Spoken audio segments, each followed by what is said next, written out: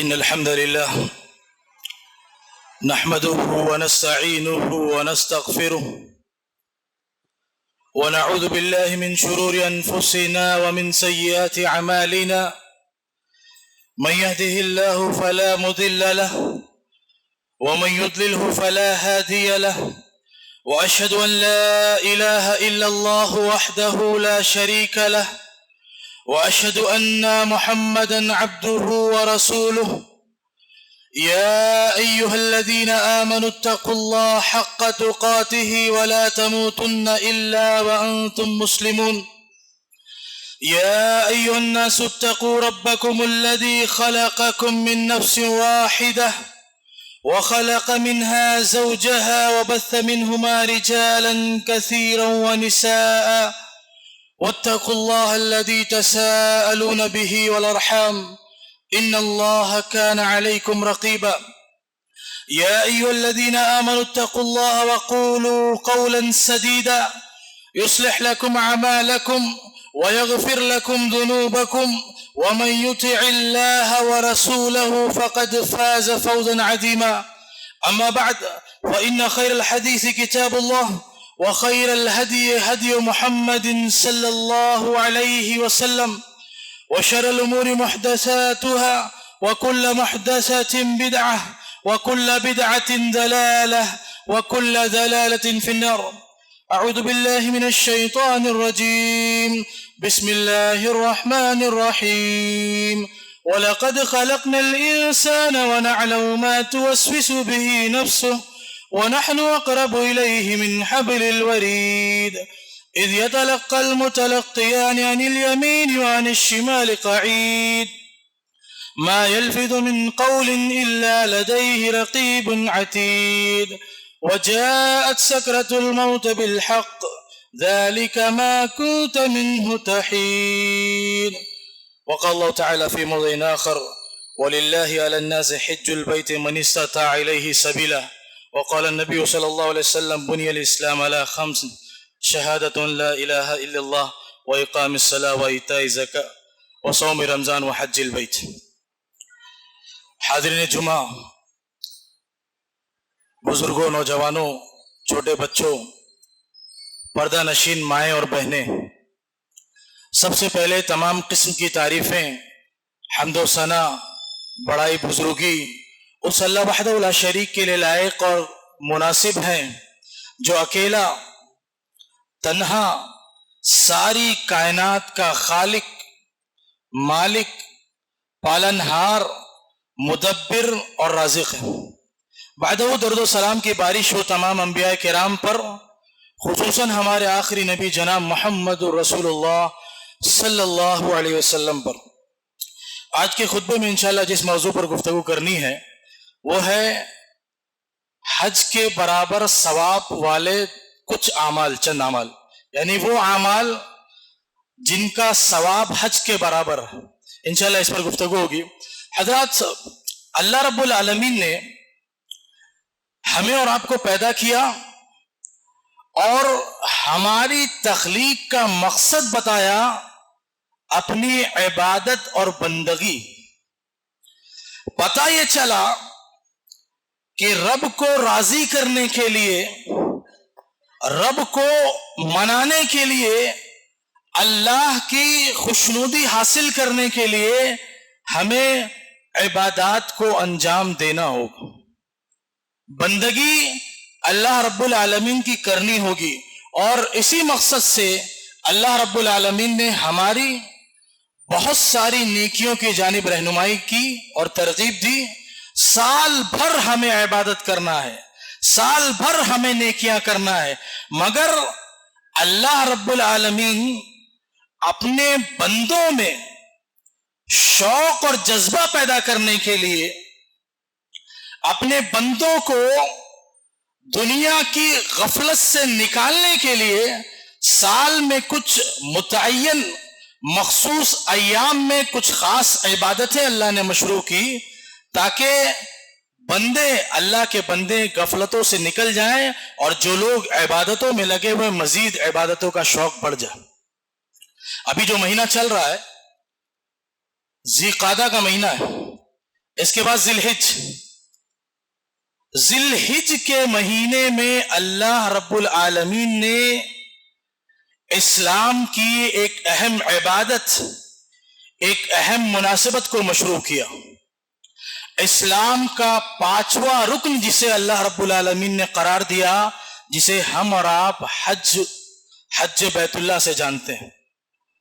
یہ عبادت سال کے کسی مہینے میں ادا نہیں کی جا سکتی، وہ آنے والے مہینے میں مخصوص ایام میں صرف اور صرف اور مخصوص جگہ پر ادا کی جا سکتی۔ اور یہ عبادت اسلام کے جو باقی ارکان ہیں، توحید، نماز، روزہ، زکوٰۃ، اس کی طرح آسان بھی نہیں ہے۔ فرمایا رب کریم نے وَلِلَّهِ عَلَى النَّاسِ حِجُّ الْبَيْتِ مَنِ اسْتَطَاعَ إِلَيْهِ سَبِيلًا، کہ لوگوں کو حج بیت اللہ کرنا ہے اللہ کے لیے۔ کن کو کرنا ہے؟ من استطاع الیہ سبیلا، جو بیت اللہ جانے کی استطاعت رکھتے ہیں، طاقت رکھتے ہیں۔ یہ وہ عبادت ہے جو ہم سے مال بھی مانگتی ہے، یہ وہ عبادت ہے جو ہم سے وقت بھی مانگتی ہے، یہ وہ عبادت ہے جو ہم سے طاقت، صحت اور قوت بھی مانگتی ہے۔ یہ بدنی عبادت بھی ہے، یہ مالی عبادت بھی ہے۔ ایسا نہیں ہے کہ صرف آپ کے پاس بدنی طاقت ہو تو آپ اس عبادت کو کر سکتے ہیں، مال کی بھی اس عبادت کے لیے ضرورت ہوتی ہے۔ یہ وہ عبادت ہے جو اپنے اندر بہت سارے جو اسلام کے ارکان ہیں ان کو ایک ساتھ یکجا اور جمع کر دیتی۔ آپ دیکھیں کہ حج کے اندر توحید آتا ہے، سب سے زیادہ کس بات کا اعلان ہوتا ہے حج میں؟ رب کی توحید کا۔ جتنی دعائیں ہیں شروع سے دیکھ لیے لبیک سے، جتنی دعائیں ہیں عرفہ کے دن اور جتنے اعمال ہیں، سب میں توحید کا اعلان حاجی لوگ کرتے ہیں۔ اللہ نے اسی بات کا حکم دیا ہے کہ اللہ کی وحدانیت کا اعلان کرو، تو توحید بھی ہے، نماز بھی ہے۔ کوئی بھی اسلامی عبادت نماز کے بغیر نہیں ہے، اکثر عبادتوں میں وہ نماز شامل ہے۔ تو نماز بھی ہے، روزہ بھی ہے، عرفہ کا روزہ ہے، اور جو لوگ وہاں نہیں جاتے، جو یہاں رہتے ہیں حج پہ نہیں، ان کے لیے روزے مسنون ہے۔ تو یہ وہ عبادت ہے جو اپنے اندر اسلام کے دیگر ارکان کو بھی جمع کر لیتی ہے، اور یہ ایسی عبادت ہے جس سے مسلمانوں کی اجتماعیت اور اتحاد کا پتہ چلتا ہے، آپسی محبت اور بھائی چارے کا پتہ چلتا ہے۔ آپ دیکھیں ایک لمبا قافلہ ہوتا ہے، لمبی تعداد ہوتی ہے، 20 لاکھ 25 لاکھ 30 لاکھ لوگ ہوتے ہیں، کوئی کالا ہے، کوئی گورا ہے، کوئی ہندوستانی ہے، کوئی غیر ہندوستانی ہے، دنیا بھر کے لوگ آئیں، امیر ہے، غریب ہے، ہر طرح کے لوگ وہاں موجود ہیں۔ تو ایک اخوت کا مظاہرہ ہوتا ہے، بھائی چارے کا مظاہرہ ہوتا ہے، اور ہر آدمی کے دل میں دوسرے کے لیے محبت ہوتی ہے، ہر آدمی دوسرے کی بھلائی چاہتا ہے، ہر آدمی دوسرے کے لیے ہمدرد ہوتا ہے۔ تو یہ بہت ہی اہم اور جامع عبادت ہے۔ اس کے علاوہ چند فوائد اور چند فضائل اور بھی ہیں، چند فضائل میں بیان کر کے آگے بڑھتا ہوں۔ سب سے پہلی فضیلت اور سب سے پہلا فائدہ حج کا، کہ حج کرنے والا جب حج کرتا ہے تو حج کے ذریعے سے اللہ رب العالمین اس کے گناہ کو معاف کر دیتا۔ حج کے ذریعے سے اللہ رب العالمین اس کے گناہ کو معاف کر دیتا ہے۔ فرمایا نبی کریم صلی اللہ علیہ وسلم نے عمرو بن عاص کو مخاطب کر کے، اما علمت یا عمرو ان الحج یہدم ما کان قبلہ، کہ عمرو تمہیں معلوم نہیں کہ یہ حج پچھلے گناہوں کو معاف کر دیتا ہے۔ انسان حج کرے تو اس کے ذریعے سے اللہ تعالیٰ اس کے گناہوں کو معاف کر دیتا ہے۔ اسی طرح ایک حج کا ایک فائدہ یہ ہے کہ اللہ صرف گناہ کو معاف نہیں کرتا بلکہ گناہوں کی نجاست اور گندگی کو بھی پاک کر دیتا ہے، اس کو دور کر دیتا ہے۔ فرمایا نبی کریم صلی اللہ علیہ وسلم نے تابعوا بین الحج والعمرہ فإنہما ينفیان الفقر والذنوب کما ينفی الکثیر خبث الحدید والذهب والفضہ، کہ لوگوں حج اور عمرہ کرتے رہو، کیونکہ یہ دونوں فقیری کو اور گناہوں کو ختم کر دیتے ہیں۔ فقیری محتاجی کو ختم کر دیتے ہیں، گناہوں کو ختم کر دیتے ہیں۔ کس طرح؟ جس طرح بھٹی لوہے، سونے اور چاندی کی گندگی کو ختم کر دیتے ہیں۔ تو یہ حج کے ذریعے گناہ معاف ہوتے ہیں، اور گناہوں کی نجاست اور گندگی کو اللہ رب العالمین دور کرتا ہے۔ اور حج کا ایک بہت بڑا فائدہ اور بہت عظیم فائدہ کہ جب حاجی حج کرتا ہے اور اس میں کوئی غلطی نہیں کرتا، جان بوجھ کر غلطی معاف ہے، جان بوجھ کر کوئی گناہ نہیں کرتا اور حج کر کے آتا ہے، اس کا حج اگر قبول ہو جاتا ہے تو اللہ کے نبی صلی اللہ علیہ وسلم نے فرمایا کہ وہ ایسے ہی لوٹتا ہے جیسے آج اس کی پیدائش ہوئی ہو، ابھی اس کی ماں نے اس کو جنم دیا ہو۔ فرمایا من حج هذا البيت ولم يرفث ولم يفسق رجع كيوم ولدته امه، کہ جس نے حج کیا اس گھر کا یعنی بیت اللہ کا اور اس نے کوئی غلطی نہیں کی، کوئی فسق کا فجور کا کام نہیں کیا، وہ ایسے ہی لوٹتا ہے جیسے اس کی ماں نے اس کو جنم دیا۔ جیسے کوئی نیا بچہ ہوتا ہے، وہ کوئی گناہ اس کے اوپر نہیں ہوتا، گناہوں سے خالی ہوتا ہے، پاک ہوتا ہے، صاف ہوتا ہے، اسی طرح حج کر کے لوٹنے والا شخص اسی طرح ہوتا ہے۔ اب بعد میں اس کے اعمال کیسے رہتے ہیں وہ اس کے اوپر منحصر ہے۔ اسی طرح جو حاجی ہوتے ہیں، جو عمرہ کرنے والے لوگ ہوتے ہیں، وہ اللہ کے مہمان ہوتے ہیں، وہ اللہ کے مہمان ہوتے ہیں۔ دنیا میں آدمی کسی بڑے آدمی کا مہمان بنتا ہے تو بہت خوش ہوتا ہے، فوٹو نکالتا ہے، دنیا کو دکھانے کی کوشش کرتا ہے کہ میں فلاں کے یہاں گیا تھا، فلاں سے ملا تھا، فلاں سے ملاقات ہوئی، اور فوٹو کھینچ کر جتنے بھی اس کے پاس سوشل میڈیا اکاؤنٹس ہوں گے یا جتنی بھی اس کے پاس جگہ ہوگی سب جگہ وہ لگاتا ہے۔ کیوں؟ دکھانے کے لیے کہ میں ایک بڑے شخصیت سے ملا۔ دیکھیے جو حج کرنے والے ہیں، جو عمرہ کرنے والے ہیں، وہ کس کے مہمان ہیں، وہ کس کے گیسٹ ہیں؟ اللہ کے نبی صلی اللہ علیہ وسلم نے فرمایا الحجاج والعمار وفد اللہ، کہ حاجی اور عامرین عمرہ کرنے والے یہ اللہ رب العالمین کے مہمان ہیں، اللہ کے وفد۔ اسی طرح فرمایا ان دعوه اجابهم، اگر وہ اللہ سے دعا کرتے ہیں تو اللہ دعاؤں کو قبول کرتا ہے، اور اگر وہ اللہ سے استغفار کرتے ہیں تو اللہ رب العالمین ان کے گناہوں کو معاف کرتا ہے۔ پانچواں اور آخری جو فائدہ ہے، اس کے بعد میں آگے بڑھوں گا، حج کا بدلہ صرف اور صرف جنت ہے۔ حج کا بدلہ صرف اور صرف جنت ہے۔ فرمایا نبی کریم صلی اللہ علیہ وسلم نے العمرۃ الی العمرہ کفارۃ بینہما والحج المبرور لیس جزاء الا الجنہ، کہ ایک عمرہ دوسرے عمرے کے درمیان کفارے کا ذریعہ ہے۔ یعنی آدمی ایک عمرہ کرتا ہے، اس کے بعد 1 مہینے بعد، 2 مہینے بعد، 1 سال بعد، 2 سال بعد دوسرا عمرہ کرتا ہے، تو یہ دونوں کے بیچ میں جو فاصلہ ہے یہ ایک دوسرے کے درمیان کے گناہ کا کفارہ ہے۔ اسی طرح فرمایا والحج المبرور لیس له جزاء الا الجنہ، اور حج مبرور کا بدلہ سوائے جنت کے کچھ نہیں ہے۔ حج مبرور کا مطلب کیا؟ آدمی گیا، حج کیا، کوئی گناہ، کوئی فسق و فجور، کوئی جان بوجھ کر غلطی نہیں کیا، آ گیا، حفاظت کر اپنے حج کی حفاظت کی، واپس آیا، اگر اس کا حج مبرور ہوا، اس کا حج مبرور ہوا تو اس کا بدلہ صرف اور صرف جنت ہے۔ یہ اللہ کے نبی صلی اللہ علیہ وسلم نے بشارت دی۔ یہ چند فضائل ہیں حج کے جس سے حج کی اہمیت کا پتہ لگتا ہے۔ میرے بھائیو، یقیناً وہ تمام لوگ جن کو اللہ رب العالمین حج بیت اللہ کی سعادت نصیب کرتا ہے وہ خوش نصیب ہیں، بے انتہا خوش نصیب ہیں وہ لوگ جن کو اللہ اپنا گھر دکھانے کے لیے بلاتا ہے اور حج کا موقع دیتا ہے۔ جو لوگ جا چکے ہیں اللہ تعالیٰ ان کے حج کو قبول کرے، اور جو لوگ جانا چاہتے ہیں اللہ تعالیٰ ان سب کو پہنچا دے۔ تو وہ تمام لوگ انتہائی خوش نصیب ہیں۔ مگر میرے بھائیو، کچھ لوگ ایسے بھی ہیں جو صبح و شام بیت اللہ کی زیارت کے لیے ترستے ہیں، اللہ کے حضور عجز و انکساری کے ساتھ دعائیں کرتے ہیں، اللہ کے سامنے اپنے آنسو بہاتے ہیں اور افسوس کرتے ہیں کہ اللہ رب العالمین نے ہمیں اتنی دولت نہیں دی، ہمیں اتنی طاقت نہیں دی کہ ہم حج پر جا سکیں، حج بیت اللہ کر سکیں۔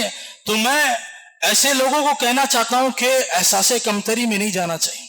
اگر اللہ نے آپ کو وہ طاقت، وہ قوت نہیں دی کہ آپ حج کو جا سکے تو مایوس ہونے کی ضرورت نہیں ہے، رب کی رحمت سے مایوس ہونے کی ضرورت نہیں ہے۔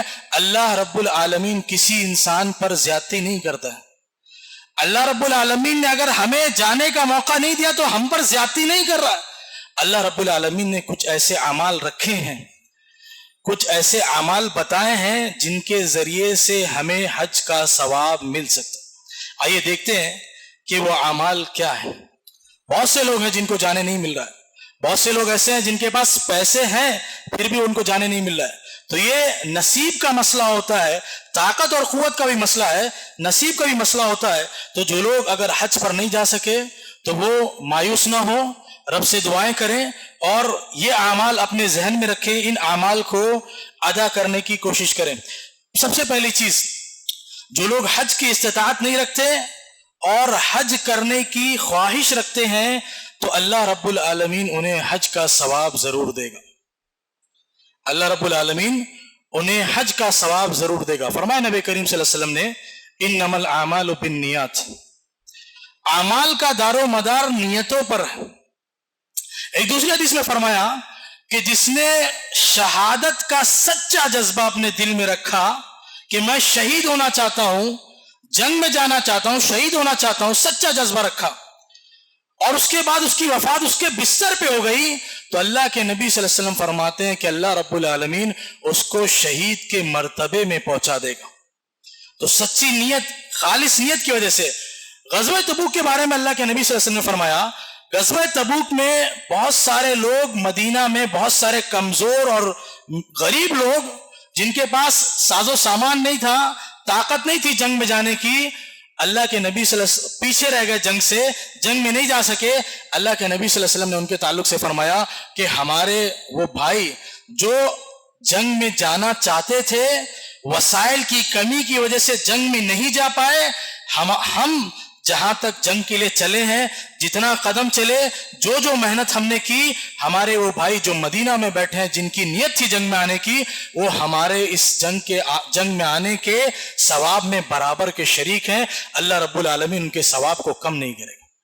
تو جو نیت رکھے گا اللہ رب العالمین. اسی طرح ایک اور حدیث ہے، اس میں اللہ کے نبی صلی اللہ علیہ وسلم نے 4 طرح کے لوگوں کا ذکر کیا. اس میں بیان کیا کہ ایک آدمی کو اللہ تعالیٰ علم اور مال دونوں دیتا ہے، وہ اللہ کی راہ میں خرچ کرتا ہے، اللہ کے حقوق کا خیال رکھتا ہے اور صحیح طریقے سے کماتا ہے، صلہ رحمی کرتا ہے، وہ بہترین آدمی ہے. اس کے بعد اللہ کے نبی نے فرمایا کہ دوسرا وہ آدمی ہے جس کو اللہ رب العالمین علم دیتا ہے، مال نہیں دیتا، اور وہ آدمی خواہش کرتا ہے کہ مجھے بھی پہلے آدمی کی طرح مال ملتا تو میں اسی کی طرح مال خرچ کرتا، صلہ رحمی کرتا، اللہ کے حقوق کا خیال کرتا. تو اللہ رب العالمین کہتا ہے کہ اس کو بھی اس کی نیت کی وجہ سے پہلے شخص کے برابر کا ثواب ملے گا. تیسرے آدمی کا بیان کیا کہ ایک آدمی ہے جس کو اللہ نے مال دیا، علم نہیں دیا، اور وہ اپنے مال کو اللہ کی نافرمانی میں خرچ کرتا ہے، صلہ رحمی نہیں کرتا، مال کمانے میں خیال نہیں کرتا کہاں سے کماتا، جائز ناجائز کا. تو یہ سب سے بدترین آدمی ہے. اور چوتھے آدمی کا بیان کیا کہ ایک آدمی ہے جس کے پاس نہ علم ہے نہ مال ہے، مگر وہ یہ خواہش کرتا ہے کہ مجھے اس کی طرح مال ملتا تو میں ایسے خرچ، یعنی اس برے آدمی کی طرح مال ملتا تو میں اس کی طرح خرچ کرتا. اللہ کے نبی صلی اللہ علیہ وسلم فرماتے ہیں کہ یہ آدمی بھی عذاب میں اس کے برابر ہوگا، اس کو بھی اسی کی طرح برابر گناہ اللہ رب العالمین دے گا. تو اگر کوئی سچی نیت رکھتا ہے، رب سے دعائیں کرتا ہے، سجدوں میں روتا ہے، گڑ گڑاتا ہے، اللہ سے مانگتا ہے، اپنے گھر کی زیارت کی دعا کرتا ہے اور خوب دعائیں کرتا ہے، خوب خواہش رکھتا ہے، اور وہ اپنی خواہش میں، اپنی نیت میں سچا ہے، تو اگر وہ حج، اللہ رب العالمین اس کو حج کا موقع نہیں دیا تو اللہ رب العالمین اس کو اس کی نیت کا ثواب ضرور دے گا. اللہ رب العالمین بے حساب دیتا ہے. اللہ تعالیٰ کے ہاں کسی چیز کی کوئی کمی نہیں ہے.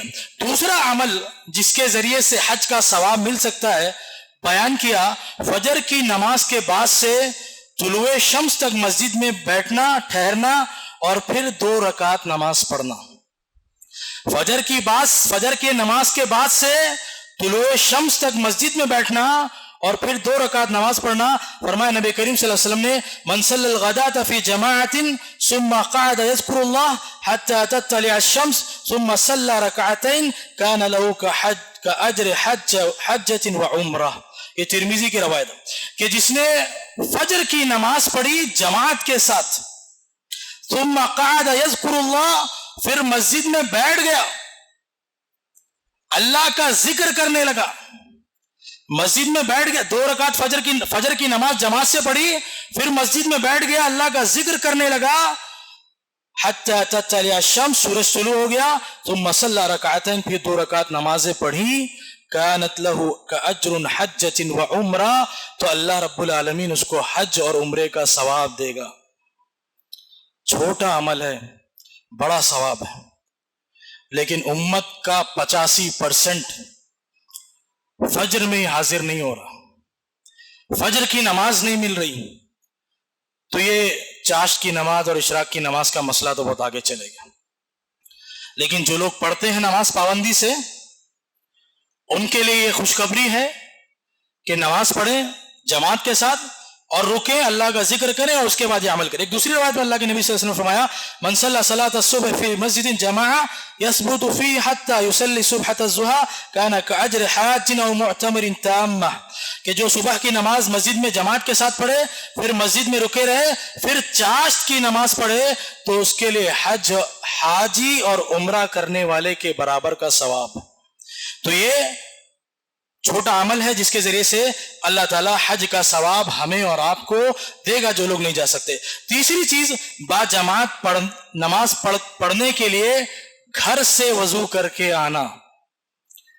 وضو ہمیں گھر سے کر کے آنا چاہیے، اگر ہم سفر میں نہیں ہوں، دور نہ ہو، اگر گھر سے قریب ہو تو وضو گھر سے کر کے آنا چاہیے۔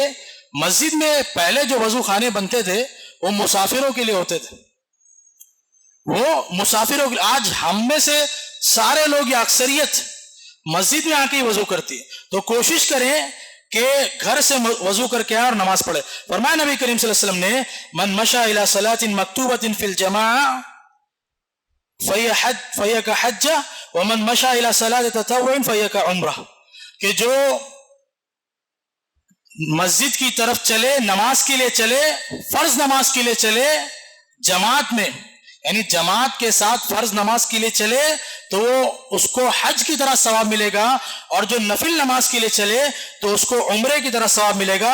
دوسری روایت میں فرمایا من خرج من بیتی متطہرا الی صلاۃ مکتوبہ فاجرہ کاجر الحاج المحرم، کہ جو گھر سے وضو کر کے پاکی کے حالت میں فرض نماز کے لیے مسجد آئے گا تو اس کا ثواب حاجی احرام باندھنے والے حاجی کی طرح۔ تو جب بھی نماز کے لیے مسجد آئیں، وضو کر کے آئیں اور کوشش کریں کہ اس کو اپنی عادت بنا لیں، اکثر یہ عمل کرتے رہیں۔ اسی طرح مسجدوں میں علم حاصل کرنے کے لیے اگر کوئی آئے تو اس کو بھی اللہ رب العالمین حج کے برابر ثواب دیتا ہے۔ فرمایا من قد المساجد لا يريد الا ان يتعلم خيرا او يعلم كان له كاجر حاج تامہ، کہ جو مسجد آئے اس نیت سے تاکہ وہ علم حاصل کرے یا کسی کو کوئی چیز سکھائے تو اللہ رب العالمین اس کو حاجی کی طرح ثواب دے گا۔ مسجد میں آنا، مسجد میں دین کی بات سننا، دین کی بات سیکھنا، دین کی بات سکھانا، یہ بڑی فضیلت کا کام ہے۔ ہم اور آپ اکثر ہمیں بلایا جاتا ہے، ہمیں بتایا جاتا ہے فلاں جگہ پروگرام ہے، فلاں جگہ درس ہے، فلاں جگہ مجلس ہے، علم کی مجلس ہے، قرآن کے درس کی مجلس ہے، ہم میں سے بہت کم لوگ اس میں شریک ہوتے ہیں۔ بعض لوگ تو اتنی لاپرواہی کا شکار ہیں کہ اگر جمعہ فرض نہ ہو تو جمعہ میں بھی نہ ہے، اگر جمعہ فرض نہ ہو تو جمعہ میں بھی نہ ہے، اور وہی آخر میں کہ امام صاحب 5 منٹ ایکسٹرا لیتے ہیں تو وہی 5 منٹ پہلے چلو سنت پڑھ کے جماعت میں شامل ہو جائیں گے، مسئلہ حل ہو جائے گا۔ تو یہ ہمارا جذبہ ہے، تو ہم حج کا ثواب کہاں سے حاصل کریں گے؟ تو جو بھی مسجد میں علم حاصل کرنے کی نیت سے آئے گا تو اللہ رب العالمین اس کو حج کے برابر ثواب دے گا۔ اسی طرح نماز کے بعد ذکر اور اذکار کرنے کے بدلے میں بھی اللہ رب العالمین ہمیں حج کا ثواب دے گا۔ اسی طرح مسجد قباء میں اگر کوئی نماز پڑھتا ہے تو اس کو عمرے کا ثواب ملتا ہے۔ اب ہمارے لیے مسجد قباء میں جانا بھی مشکل ہے، یہاں سے خرچہ کر کے، لیکن اگر کوئی سعودیہ میں رہتا ہے، مدینہ کے قریب میں رہتا ہے، قباء کے قریب میں رہتا ہے، اس کے لیے بات ہے کہ اگر وہ مکہ نہیں جا پا رہا ہے، دوری ہے، مصروفیت ہے، تو مسجد قباء میں اگر جاتا ہے اور نماز وہاں پر پڑھتا ہے تو اس کو اس کا عمرے کے برابر ثواب ملے گا۔ فرمایا نبی کریم صلی اللہ علیہ وسلم نے الصلاۃ فی مسجد قباء کا عمرہ، کہ مسجد قباء میں اللہ نماز پڑھنے سے اللہ تعالیٰ عمرے کا ثواب دے گا۔ اسی طرح ایک عمل جس کے ذریعے سے اللہ تعالیٰ حج کا ثواب دیتا ہے، تھوڑا مہنگا عمل ہے، آسان نہیں ہے، لیکن حج سے آسان ہے۔ حج سے آسان ہے. بیان کیا ماہ رمضان میں عمرہ کرنا، رمضان کے مہینے میں عمرہ کرنا یہ حج کے برابر. فرمایا نبی کریم صلی اللہ علیہ وسلم ایک عورت کو، انصاری عورت کو مخاطب کر کے فرمایا فَإِذَا جَاءَ رَمْضَانُ فَاعْتَمِرِي فَإِنَّ عُمْرَةَ فِيهِ تَعْدِلُ حج، کہ جب رمضان کا مہینہ آئے تو اس میں عمرہ کرو، کیونکہ رمضان کے مہینے میں عمرہ کرنا یہ حج کے برابر. اور ایک دوسری حدیث میں بیان کیا کہ میرے ساتھ حج کرنے جیسا. تو جن کو اللہ نے قوت دی ہو، طاقت دی ہو عمرہ کرنے کی، عمرہ کی استطاعت ہو، عمرہ کو جانا چاہتے ہو، کوشش کریں کہ رمضان میں جائیں. تھوڑا مہنگا ہوتا ہے، کوشش کریں رمضان میں جائیں. آج کل سہولیات بہت سی آ گئی ہیں. اگر آپ کسی ٹریول ایجنسی کے ذریعے نہ جائیں، اپنا خود سے چلے جائیں ویزا لے کے اور طرح طرح سے، تو بعض دفعہ خرچہ کم ہو جاتا ہے. کئی لوگ اس طرح جاتے ہیں. تو ثواب اگر ہمیں کمانا ہے تو جس طرح ہم دنیا کے معاملات میں جگاڑ لگاتے ہیں، اسی طرح ہمیں دینی معاملات میں بھی جگاڑ لگانا ہوگا، اور رمضان کے مہینے میں ہمیں عمرہ کرنا ہوگا. ایک آخری بات، حاجی کا سامان تیار کرنا اور ان کے گھر والوں کی دیکھ بھال کرنا، اس کے ذریعے سے بھی اللہ تعالیٰ حج کا ثواب ہمیں اور آپ کو دیتا ہے. نہیں جا پا رہے ہیں، مگر کوئی آدمی حج پہ جانا چاہ رہا ہے، اسے کوئی دقت ہے، کوئی پریشانی ہے، اس کے پاسپورٹ کا کوئی مسئلہ ہے، ویزے کا کوئی مسئلہ ہے، یا کوئی اور مسئلہ ہے، کچھ مالی کمی ہے. آج کل حج اتنا مہنگا ہو گیا، خاص کر لاک ڈاؤن کے بعد سے حج اور عمرہ ڈبل ہو گیا. پہلے جو آدھے میں ہوتا تھا اب ڈبل ہو گیا. تو اور اس میں بھی مراتب ہے، پریمیم ہے، کیا کیا ہے. جتنا چاہیں ایجنسی والے کمائیں اور کھائیں، کوئی مسئلہ نہیں، اللہ تعالیٰ دیکھنے والا ہے. تو حج کو کوئی آدمی جانا چاہ رہا ہے، اس کے پاس دقت ہے، آپ اس کی مدد کریں. کچھ بھی کسی طرح سے بھی مدد کر سکتے ہیں آپ. بعض حاجی ایسے ہوتے ہیں کہ اپنی پورا پیسہ، پوری پونجی وہ لگا دیتے ہیں، ان کے پاس بیگ خریدنے کا اور ضروری وسائل خریدنے کے پیسے نہیں ہوتے ہیں. تو آپ کچھ بھی مدد کریں، کسی طرح بھی ان کا خیال رکھیں. اور پیچھے ان کے گھر والے ہیں، ہو سکتا ہے ان کا کوئی سرپرست نہ ہو، ان کا کوئی ذمہ دار نہ ہو، آپ ان کے پڑوسی ہیں، آپ ان کے رشتہ دار ہیں، ان کی مدد کریں. حاجی کی مدد کریں، اس کے گھر والوں کی مدد کریں. اللہ رب العالمین حج کا ثواب ہمیں ضرور دے گا. تو یہ چند باتیں تھیں، چند اعمال تھے جو میں نے آپ کے سامنے بیان کیے. جو آدمی حج پر نہیں جا سکتا، ہمیں اور آپ کو چاہیے کہ ہم ان اعمال کی کوشش کریں. اور جو لوگ صاحب حیثیت ہیں، مستطیع ہیں، استطاعت رکھتے ہیں، پیسہ ہے، لیکن حج کو اہمیت نہیں دے رہے، دین کو اہمیت نہیں دے رہے، عمرے کو اہمیت نہیں دے رہے، گاڑی پر گاڑی نکال رہے ہیں، بلٹ نکال رہے ہیں، نئی کار نکال رہے ہیں، اور دنیا بھر کی سیر کر رہے ہیں. پیسہ ہے، خوب پیسہ ہے، اور لمبی لمبی کروڑوں کی شادیاں کر رہے ہیں، اور ابھی حج کو نہیں جا رہے ہیں. کیوں؟ کیونکہ ایک ٹرینڈ بنا ہوا ہے، ایک رجحان بنا ہوا ہے کہ ابھی کیوں حج میں جانا، آخر میں جائیں گے جب گناہوں کی طاقت نہیں بچے گی. جوانی کی عبادت کی لذت نہیں پتہ ہے ہمیں، جوانی کی عبادت کی اہمیت نہیں پتہ ہے ہمیں، اس لیے ہم لہو لعب میں لگے ہوئے ہیں. ہمارے پاس طاقت ہے، ہمارے پاس حیثیت ہے، ہمارے پاس قوت ہے، ہم آرام سے حج کو جا سکتے ہیں، اتنی مالیت ہے. پھر بھی اگر ہم حج کرنے نہیں جا رہے ہیں تو ہم گنہگار ہیں. اسلام کا 5واں رکن ہے. کس شرط پہ یہ فرض ہے؟ جب آپ مستطیع ہو جائیں، آپ کے پاس طاقت ہو سفر کی، آپ کے پاس مال کی طاقت ہو، آپ کے اوپر فرض ہے. اگر آپ نہیں جا رہے ہیں تو آپ گنہگار ہیں. اللہ رب العالمین سے دعا ہے کہ اللہ تو ہمیں صحیح عمل کرنے کی توفیق عطا فرما. جو بھی نیکیاں اللہ رب العالمین تو نے بتائی ہیں، ان نیکیوں کو کرنے، اور جن چیزوں سے بھی تو نے ہمیں روکا ہے، ان تمام برائیوں سے، گناہوں سے ہمیں رکنے والا بنا. ہمیں جو لوگ حج پر جا چکے ہیں اللہ تعالیٰ تو ان کے حج کو قبول فرما. جو لوگ انشاءاللہ اس سال حج پر جا رہے ہیں ان کے سفر کو آسان فرما، ان کے حج کو حج مبرور بنا. اور ہم جیسے بدنصیب جو لوگ عمرے پہ نہیں گئے، جو لوگ حج پہ نہیں گئے، اللہ تو ہمیں بھی اپنا گھر دکھا دے. اللہ تو ہمیں بھی بیت اللہ کی زیارت کی توفیق عطا فرما. اللہ تو غیب کے ذریعے سے کوئی سبیل، کوئی راستہ ہمارے لیے بھی نکال دے. آمین. وآخر دعوانا ان الحمد للہ رب العالمین.